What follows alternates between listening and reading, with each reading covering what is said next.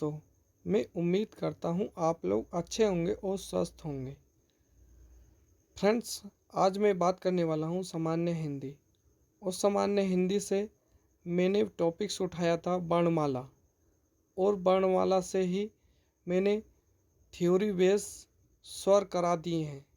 और आज उस स्वर से ही क्वेश्चंस देखने वाले हैं जो एग्ज़ाम की दृष्टि से काफ़ी इम्पोर्टेंट हैं। चलो वीडियो स्टार्ट करते हैं और देखते हैं। ध्वनि एवं हिंदी वर्णमाला व वर्णक्रम से जितने भी क्वेश्चंस एग्ज़ाम में पूछे गए हैं उन क्वेश्चनों को डिस्कस करते हैं इस वीडियो में। चलो स्टार्ट करते हैं। पहला क्वेश्चन है, शब्द की सबसे छोटी इकाई क्या कहलाती है? तो फ्रेंड्स, ये कहलाती है वर्णों। अब देखते हैं इसके थ्योरी। शब्द यानी भाषा की सबसे छोटी इकाई वर्ण या ध्वनि कहलाती है। हिंदी में कुल 52 वर्ण होते हैं, जिसमें स्वर की संख्या 11 है और मूल स्वरों की संख्या 33 है। दो संयोग वहाँ हैं, अंग और अह। दो द्विगुण ण ण तथा 4 संयुक्त वर्ण छ, त्र, ज्ञ तथा स्र हैं। अब देखते हैं दूसरा क्वेश्चन। दूसरा क्वेश्चन, भाषा की मूल इकाई। तो दोस्तों, भाषा की मूल इकाई होती है ध्वनि। भाषा की मूल इकाई ध्वनि है। भाषा की पूर्ण सार्थक इकाई वाक्य है और वाक्य से छोटी इकाई उपवाक्य है।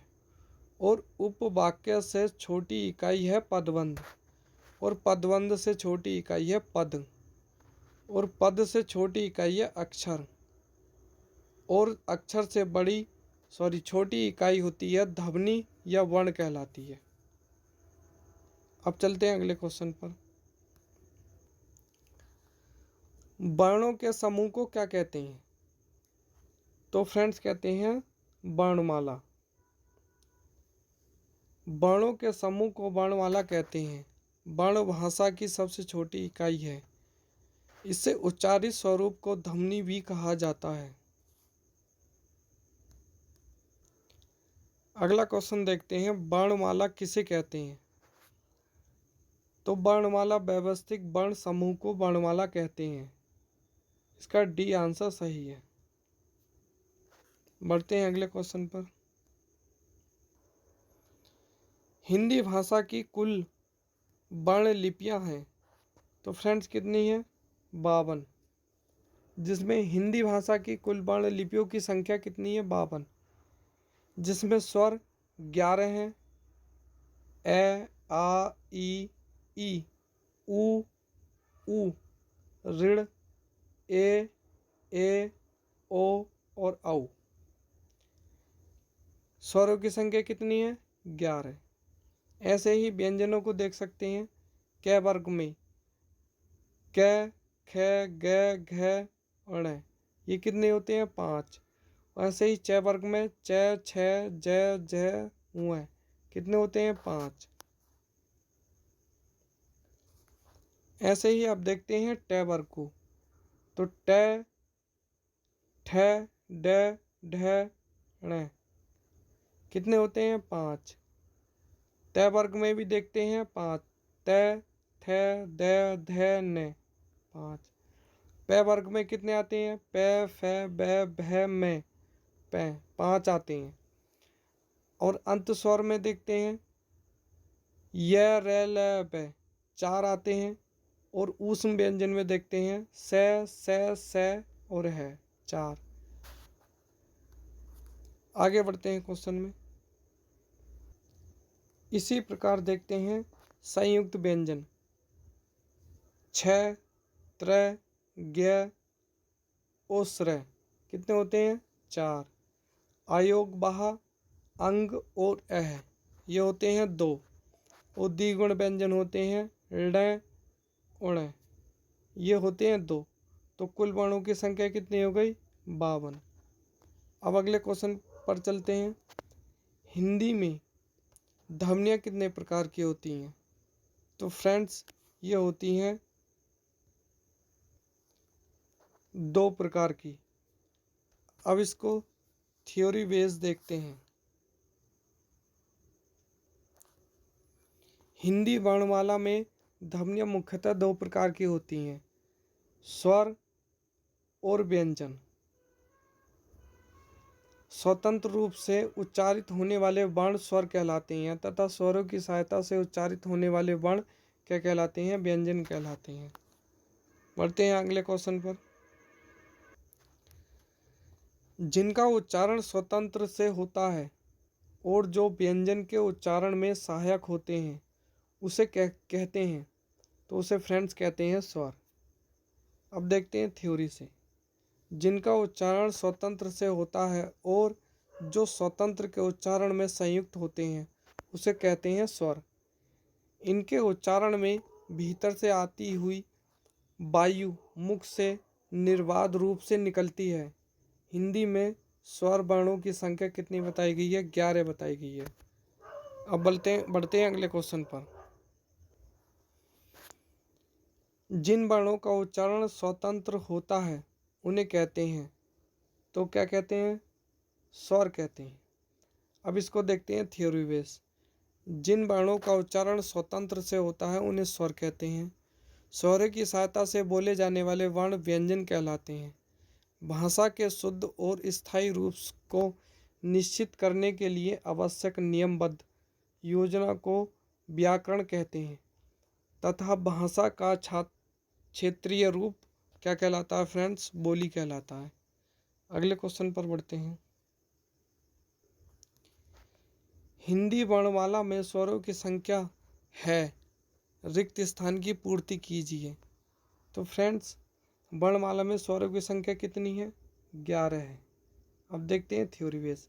हिंदी वर्णमाला में स्वरों की संख्या 11 है जो इस प्रकार है।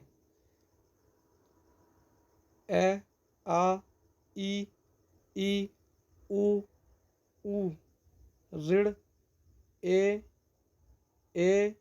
ओ और औ। अब देखते हैं अगला क्वेश्चन। निम्नलिखित में से स्वर नहीं है। तो फ्रेंड्स आप ऊपर वीडियो में पिछले क्वेश्चन में देख सकते हैं। ए है, ऊ है और ऋण नहीं है। ये क्या है? ऋण व्यंजन है। सॉरी ऊ है। ऊ है क्या है? ये व्यंजन है।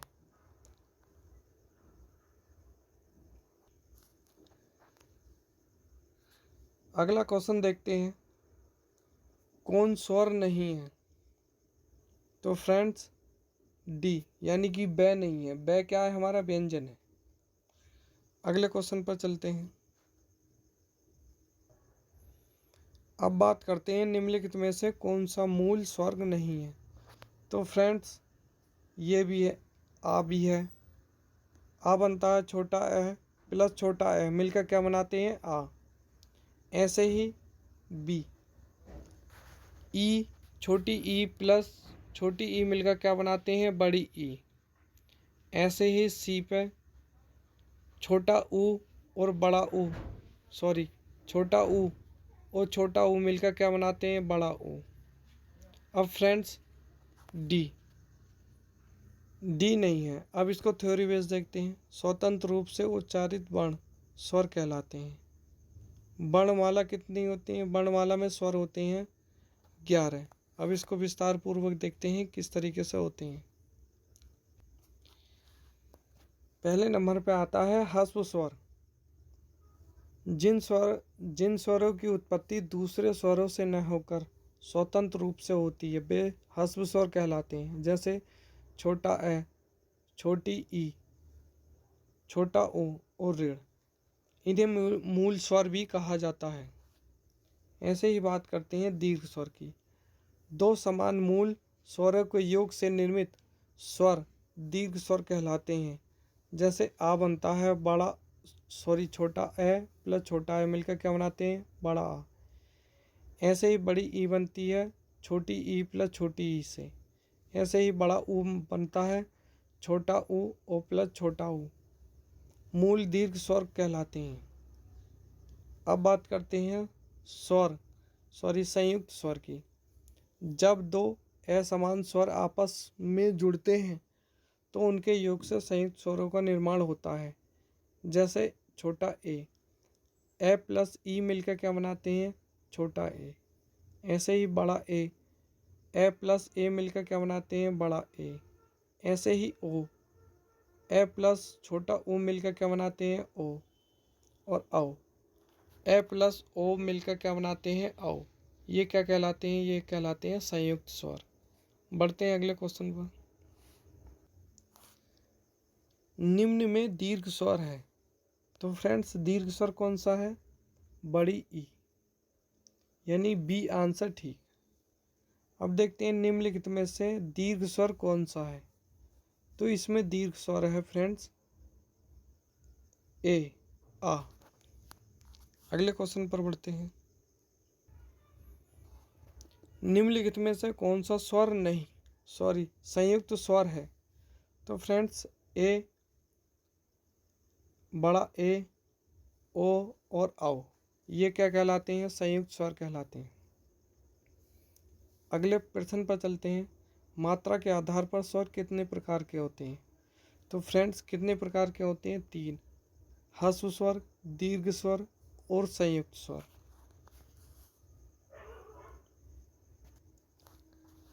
अब बात करते हैं वर्ण तालिका के अनुसार ह्रस्व, दीर्घ और प्लुप्त क्या है? तो फ्रेंड्स क्या है? ये स्वर हैं। बढ़ते हैं अगले क्वेश्चन पर।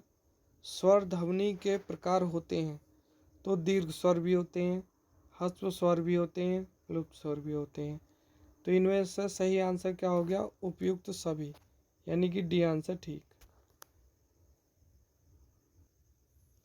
अगले प्रश्न पर चलते हैं। जीवा के आधार पर स्वर कितने प्रकार के होते हैं?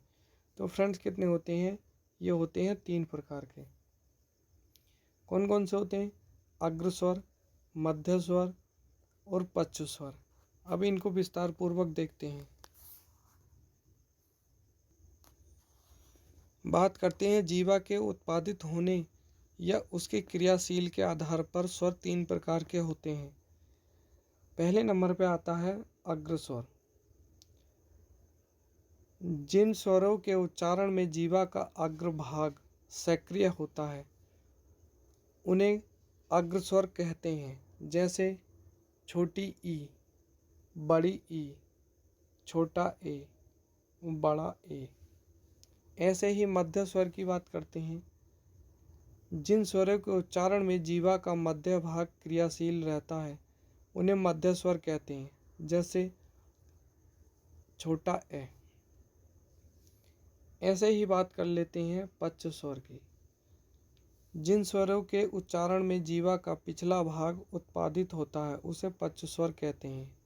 जैसे बड़ा आ, छोटी ई, बड़ा ऊ, ओ और औ।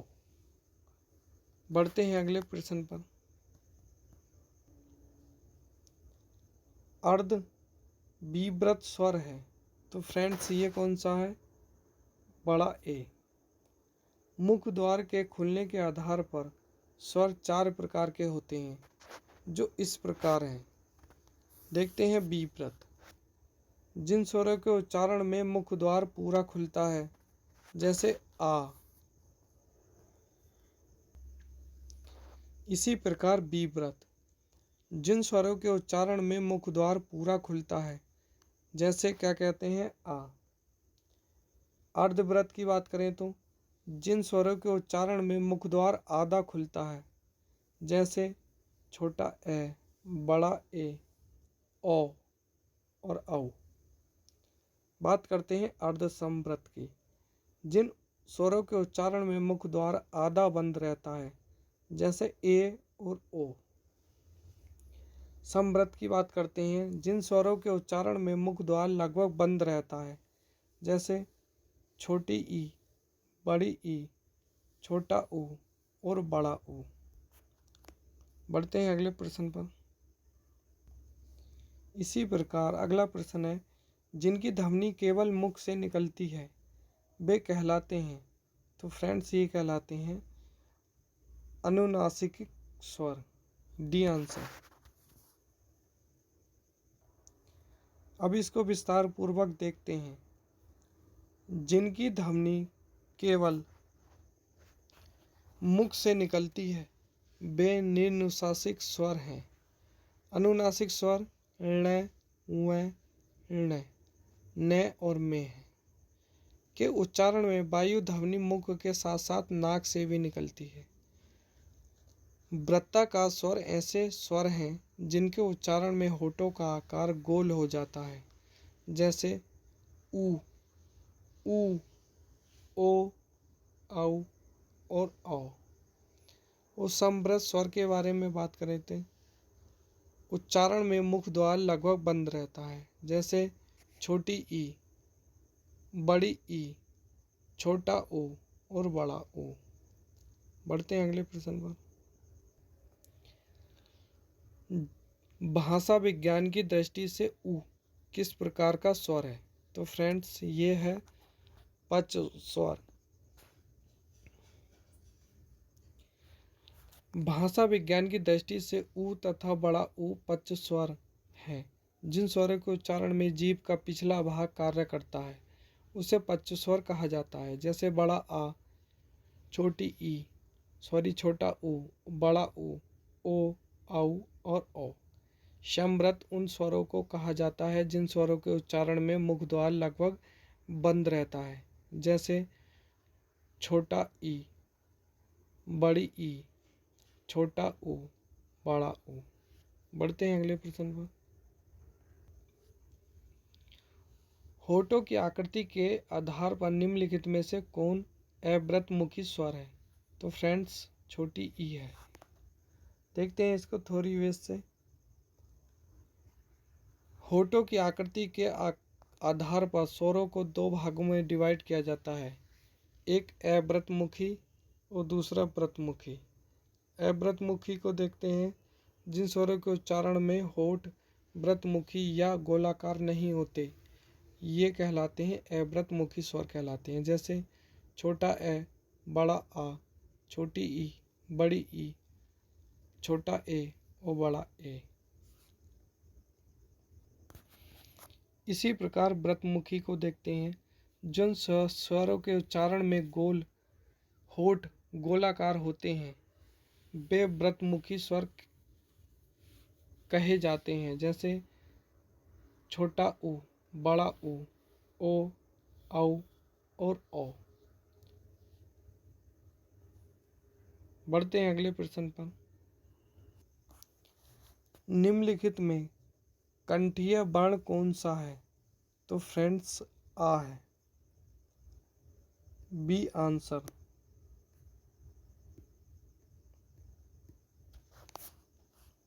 इसी प्रकार अगला क्वेश्चन देखते हैं, कौन वर्ण ओष्ठ नहीं है? तो फ्रेंड्स इसमें ओष्ठ बड़ा आ नहीं है। फ्रेंड्स आज की वीडियो में इतनी ही बात करूँगा। फ्रेंड्स वीडियो अच्छी लगी हो तो लाइक एंड सब्सक्राइब अवश्य करें। धन्यवाद। और वीडियो को शेयर करना ना भूलें।